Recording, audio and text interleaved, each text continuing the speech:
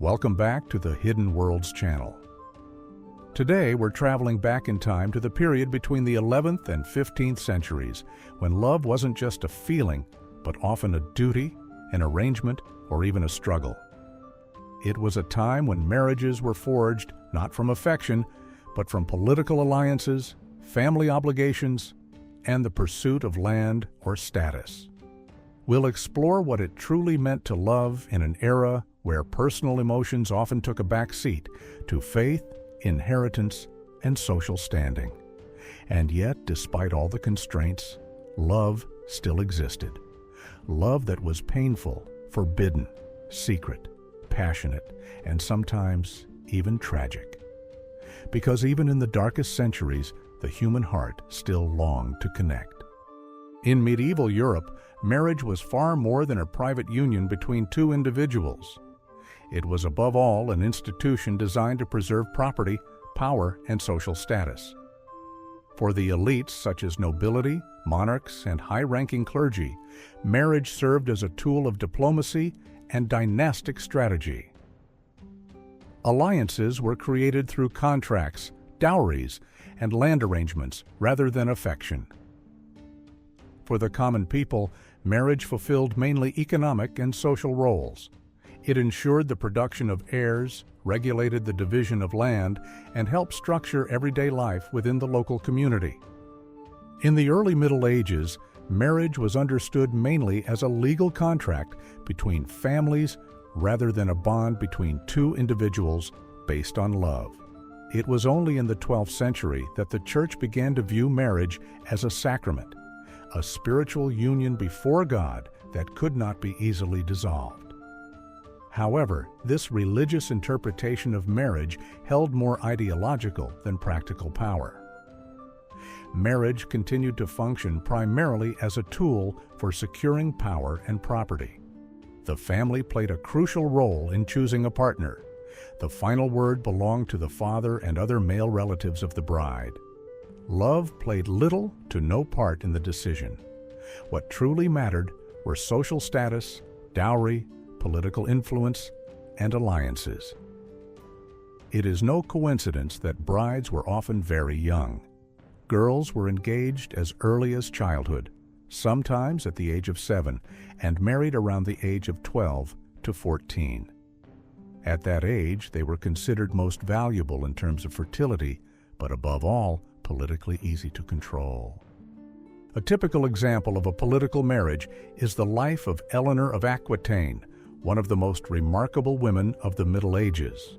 She first married the French king Louis VII and even accompanied him on the Second Crusade.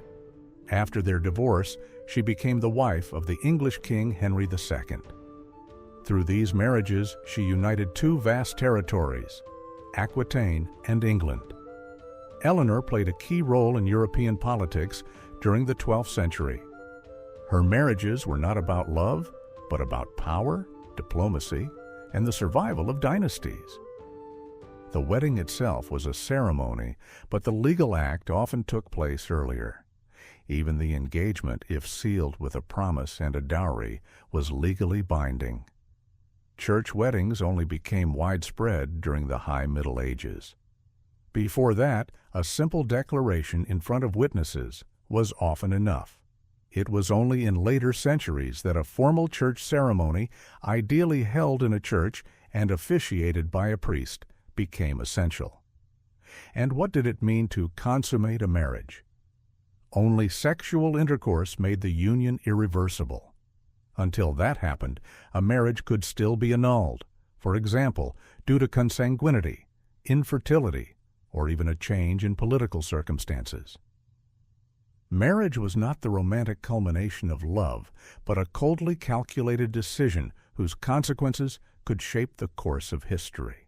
While marriage in the Middle Ages was a matter of family arrangements, contracts, and pragmatic reasoning, a completely different image of love emerged in the literature and culture of the time. Courtly love, also known as fin amour. This ideal, which developed especially from the 12th century onward in the courts of southern France, was platonic, respectful, devoted, and often forbidden. It was not focused on physical intimacy or marriage, but on deep admiration, usually directed toward a woman of higher status, often married, unattainable, and almost divine in nature. The knight pledged to serve her, honor her, and prove his love through deeds, patience, and loyalty. The woman, in turn, was more of an ideal than an actual partner. This culture was deeply shaped by troubadours, poets and musicians who traveled from court to court composing love poetry.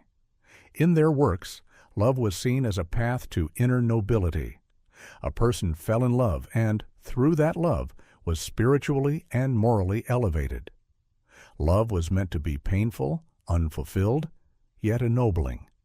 The goal was not union, but longing, because it was longing that inspired knightly virtues such as courage, loyalty, and humility. One of the most famous stories of courtly love is the legend of Tristan and Isolde.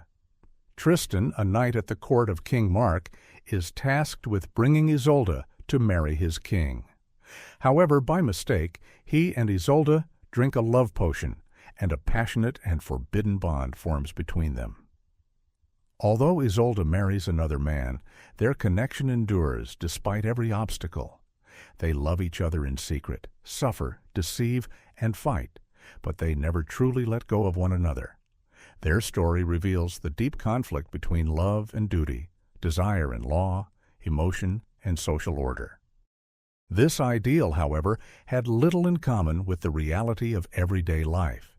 In truth, relationships were often instruments of power, and women were subordinate in many aspects. Courtly love was therefore a literary and cultural construct, a dream of noble affection in an age when real emotions were frequently overshadowed by political or economic interests.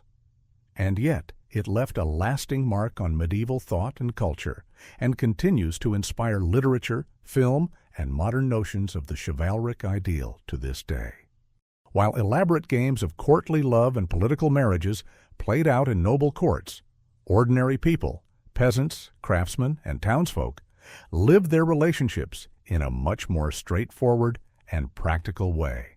Even so, love, emotion, and companionship were important parts of their lives.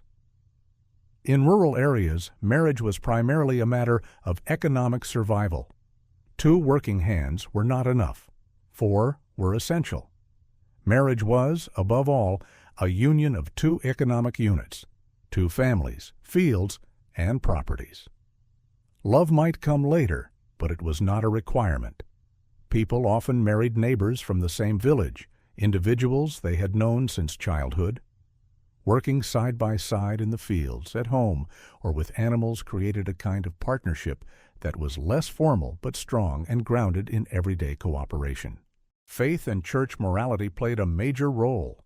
Relationships were expected to be respectable, marriage indissoluble, adultery was considered a grave sin, and having a child out of wedlock was a source of shame. But alongside official norms, village traditions and customs continued to exist, often far more tolerant than one might expect.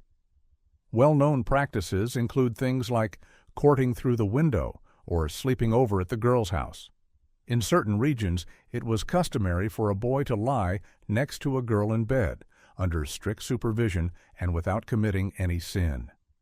These customs show that rural people sought a balance between religious ideals and the practical realities of everyday life. In towns, especially in the later Middle Ages, the possibilities for personal choice began to grow. While townspeople and craftsmen still had to consider family interests, dowries, and social status when choosing a partner, they also had more freedom to decide for themselves. Merchants, bakers, blacksmiths, all of them could choose based on personal affection and compatibility. Girls from urban backgrounds were often better educated than their rural counterparts, and marriage could therefore become more of a partnership, even in an intellectual sense. Folk songs and ballads, passed down orally for generations, offer insight into love and relationships among ordinary people. These songs are filled with jealousy, joy, sorrow, and passion, love rich in emotion, but grounded in everyday reality. They often tell of a girl left without a dowry, a boy who left for someone else, or love that overcame great obstacles. These stories are closer to us than the lofty ideals of courtly poetry. They are raw, real, and deeply human. Even in these tales, the economics of love played a central role. The dowry, the property a woman brought into a marriage, was a decisive factor. Without a dowry, a girl could rarely marry, because marriage was not just about emotion, but also about what each person could contribute to the household. Likewise, a man needed to be financially stable, with a small piece of land, a trade, or at least a promising future under a master craftsman. Without it, he was not considered a suitable husband. Among ordinary people, relationships involved less romance and fewer noble ideals, but more reality, daily effort, and mutual cooperation. And it was often precisely because of these solid foundations that many of these marriages endured. They were built on what truly mattered in difficult times. In medieval society, love outside of clearly defined boundaries was strictly punished. Marriage was expected to be stable, sanctified by the church, and legally binding. Anything beyond that was seen as a sin, a threat to social order, and sometimes even a crime. Extramarital affairs, relationships across social classes, between different religions, or between people of the same sex. All of these were considered forbidden forms of love, and the consequences were often severe. Among monarchs and the high nobility, royal mistresses were informally tolerated, and sometimes even publicly known, yet they still carried the weight of scandal. A king's mistress could gain power, wealth, and influence, but also enemies, and she could quickly fall out of favor. Royal infidelity was often a political tool or a threat, especially if it resulted in an illegitimate child that could endanger the line of succession. While male infidelity was frequently overlooked, women faced harsh consequences. Not only the loss of honor, but also of status, freedom, or even life. Unmarried women who became pregnant were often cast out of society, subjected to public shaming, ridicule, or even banishment from the community. One of the most famous and at the same time most tragic love stories of the Middle Ages is that of Abelard and Heloise. He was a renowned philosopher and teacher. She was his brilliant and educated student. They fell in love, but their relationship led to pregnancy and a secret marriage, and ultimately to brutal revenge by Heloise's uncle. Abelard was violently castrated, and both were sent to live in monastic orders. Their letters, filled with love, pain, faith, and inner conflict, have survived for centuries and still reveal how deep and devastating the consequences of breaking social norms could be. Even though they became a monk and a nun, they never denied their past. Forbidden love also often appeared between social classes. A village girl who fell in love with a townsman, a nobleman who grew fond of a servant, a knight who promised marriage and disappeared. These relationships were not only socially unacceptable, but often ended in tragedy. It was usually the woman who bore the consequences. If she became pregnant and the man abandoned her, she was left as an outcast, without a dowry, without status, and without protection. Relationships between people of different religions, especially between Christians and Jews or Muslims, were judged even more harshly. During the time of the Crusades or during pogroms, such a relationship could end in death. Religion at that time was not only a belief system, but also identity, law, and social order. And breaking its rules, especially in the case of women, was seen as deserving punishment, both from God and from society. And then there were the relationships that were almost never spoken of in the Middle Ages. Yet they existed. Same-sex relationships. The Church condemned them unequivocally as sodomy, and cities and rulers punished them with public shaming, flogging, imprisonment, and in some cases even execution by fire. Still, hints of these relationships can be found in historical texts, poems, messages, and stories of overly close friendships. This kind of love was hidden, secret, and yet profoundly real. Punishments for forbidden love were cruel and public. The pillory, where the offender stood bound in the town square, exposed to ridicule and shame. Banishment, where a person was driven out of the village and lost everything, home, family, and honor. And in the most extreme cases, death. Whether by execution, suffocation, or burning, society made its stance clear. Any disruption of the established order had to be punished. The Middle Ages reveal a stark contrast between the intensity of human emotions and the harshness of the laws, between desire and punishment. And it is in these forbidden stories that the true power of emotion is most often reflected. In the Middle Ages, love was not only a matter of the heart, contracts, or faith. It was also a source of hope and magic. Where prayers, reason, or social means failed, people turned to love magic, a blend of herbs, rituals, and superstitions, all aimed at one thing: to summon love, keep a lover, or break a rival's heart. Herbalists and wise women across Europe knew dozens of plants believed to stir passion or awaken feelings. People trusted in the power of basil, sage, thyme, wormwood, or henbane, each thought to have different effects. Some were burned during rituals, others brewed into love potions, and some placed under pillows. But the most powerful charm was said to be a potion mixed with a piece of the beloved's body, hair, fingernails, or a drop of blood. These practices were part of folk culture for centuries, but the Church considered them witchcraft. And if someone attempted to use love magic against another person's will, especially if that person was a noble or a townsman, the consequences could be tragic.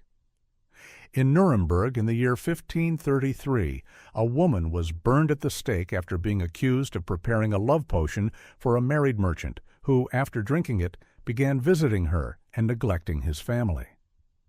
Although there was never any proof of actual magic, mere suspicion and the testimony of a maid were enough to bring a sentence of death. One of the most powerful times of the year for performing love spells was Midsummer Night, the night of June 23rd to 24th. It was believed that herbs gathered at dawn on this night held special power, especially St. John's wort, fern, or orpine. Girls would weave wreaths, set them afloat on water, and wait to see if the wreath drifted back, a sign that the girl would soon be married. Other methods were much darker. Historical records tell of women baking cakes that contained a drop of their own blood, which they secretly gave to the man they desired. This was meant to create a powerful emotional and physical bond. It was a deep symbol of connection, but also a sign of desperation from those who had no other way to influence their fate. In village communities, these practices were often taken seriously. No one wanted to become the victim of a potion or a curse. And even though most of these rituals were harmless, the women who practiced them were often viewed with suspicion, slandered, and many ended up before inquisitorial tribunals. Love magic thus became a dangerous boundary between belief in the power of nature and fear of dark forces. The longing for love led people to secret rituals under the moonlight, to softly whispering names, and to the courage to risk their very lives. Because once someone had loved, they were willing to believe in miracles. In the Middle Ages, life was never certain. Plagues, famines, and wars swept through Europe in irregular but devastating waves. And love during these times took on a different, more raw meaning. When the world around you is falling apart, every embrace could be your last. The Black Death, the plague epidemic that in the 14th century killed nearly half of Europe's population, left behind thousands of widows, orphans, and broken families. People died within days, entire villages vanished from the map, and with death looming so closely, it became necessary to live each day to the fullest. Marriages were often rushed, made with little regard for dowries or lineage. Simply so, no one had to face the world alone. At the same time, Old unions dissolved when one partner died or disappeared, and life moved on because it had to. Wars that dragged on for decades had a similar impact. Men left, often never to return, and women were left alone, without help, without protection, without means. In these dark times, relationships formed that were temporary, desperate, and often purely physical, yet still deeply human. They were attempts to find closeness, relief, a brief sense of safety. Especially during the Crusades or in the 100 Years' War between France and England, women were often left at the mercy of soldiers, and love became an instinct for survival. Amid all of this was the fear of the end of the world, not only during plagues and wars, but also in times of eclipses, comets, or religious fanaticism. People believed that God's judgment was near, and in those moments they sought comfort in love, in an embrace, a prayer, a touch, a word. Even the most devout sinners searched for forgiveness in the arms of another. Medieval poetry and chronicles capture moments when love became a desperate refuge, sometimes sorrowful, sometimes brief, and at times deeply enduring despite hopelessness. In letters from the battlefield, in prayers whispered in monasteries, in the records of orphanages, one truth appears again and again. When faced with death, the human heart longs for connection. And what did love look like within monasteries, among monks and nuns? In places where love was meant to renounce itself, where vows, silence, and prayer were meant to rule, it sometimes blossomed in its purest and most dangerous form. Love between members of religious orders, between monks and nuns, was among the most forbidden of all. Life in monasteries meant separation from the world, but not from emotion. Many young people were sent to monasteries against their will, while others sought meaning, peace, or escape. Yet even behind high walls, in cells and scriptoria, emotional bonds were formed in secret. Platonic affection between monks, deep friendships that evolved into spiritual love, were described in letters, poems, and even sermons. Likewise, nuns wrote love letters, often using religious language, in which admiration for God blended with admiration for another person. The Church strictly forbade such expressions, yet stories of love letters, secret meetings, and even escapes from monastic life appear in many monastic chronicles. These were not always physical relationships. Often they were deep, pure forms of love that simply had no place in the life of a religious order. And when such bonds were discovered, harsh punishments followed. Relocation, public penance, confinement to some members of the clergy went even further. They left their religious orders for love. There are known cases of monks who fell in love with nuns or with women outside the monastery and chose to live in sin, as the church of the time described it. For the outside world, it was a scandal, but for them, it was a form of personal redemption. Alongside these forbidden relationships, there existed another kind of love, the mystical love of God, described especially by female saints.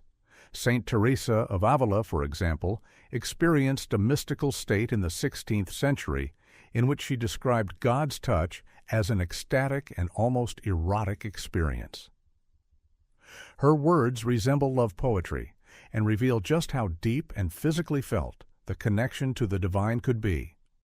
Mystical love thus became an acceptable outlet for emotions that could not be expressed otherwise. God became the lover of the soul, Christ the bridegroom, and the religious vow, a commitment to eternal union. And what did eroticism look like in the Middle Ages? This era is often portrayed as a time of chastity, silence, and obedience. But beneath the surface of this pious facade, desire was very much alive. The human body and pleasure were strictly controlled by the Church, yet they remained an inseparable part of both daily life and human imagination. Church authorities viewed the body as a vessel of sin. Sexuality was associated with the fall of humanity, a constant reminder of Eve's failure in the Garden of Eden. Fornication, adultery, even desire itself were considered paths to damnation, and yet pleasure was talked about. A lot. Confessional manuals were written in monasteries, detailing forbidden acts in striking specificity, so that priests could identify them, hear confessions about them, but above all, control them. These manuals contained detailed catalogs of sexual practices, often with more imagination than one might expect. How many days of fasting for self-gratification? How severe a penance for merely thinking about another person's body during prayer? But not everything took place in the confessional. Even in the Middle Ages, scenes and stories with distinctly intimate undertones appeared, though in a form quite different from what we know today. Illuminations and marginalia, the small drawings in the margins of manuscripts, depict naked monks, phallic beasts, copulating apes, or monks chasing naked nuns. These illustrations, often hidden, absurd, or mocking, crossed the boundaries of decency, yet they were very much a part of medieval culture.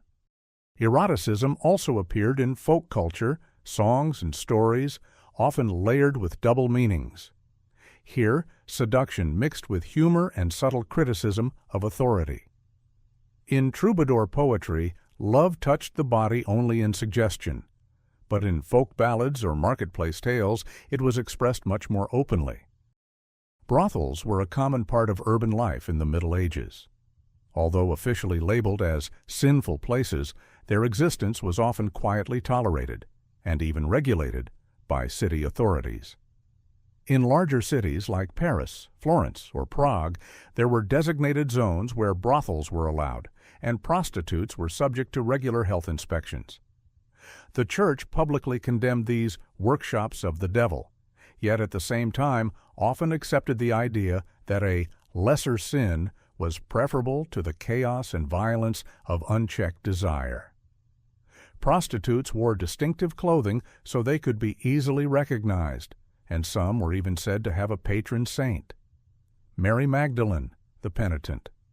Church moralists often warned against the hellish sins of the flesh, and truly believed that demons of desire could take the form of beautiful women or seductive young men to tempt the devout. Physical desire was not just a sin, it was seen as a gateway to damnation, and every moment of passion could lead to a fall from grace. Legends of monks who fell because of a single night of weakness or of women transformed into demonic temptresses were common elements in sermons and religious teachings. But despite all these warnings and threats, desire could never be fully suppressed. It was everywhere, sometimes silent, sometimes mocking, sometimes desperate. And that is precisely what makes medieval eroticism so fascinating, because it was born from prohibition, from fear, from imagination, and from rebellion. Love in the Middle Ages had many faces. It was a contract between families, a knight's respectful poem, a whisper beneath thatched roofs, a potion in a clay cup, and a desperate embrace before the gates of battle. And yet, at its core, it was the same force that connects us even today. Even then, people loved. They searched for connection, understanding, tenderness, and passion, whether they were peasants, queens, monks, or women accused of witchcraft.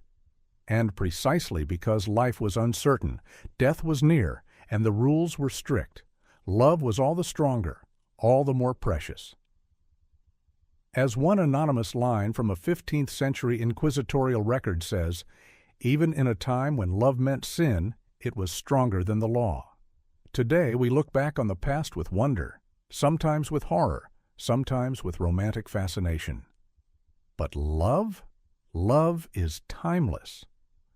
So here's our final question for you.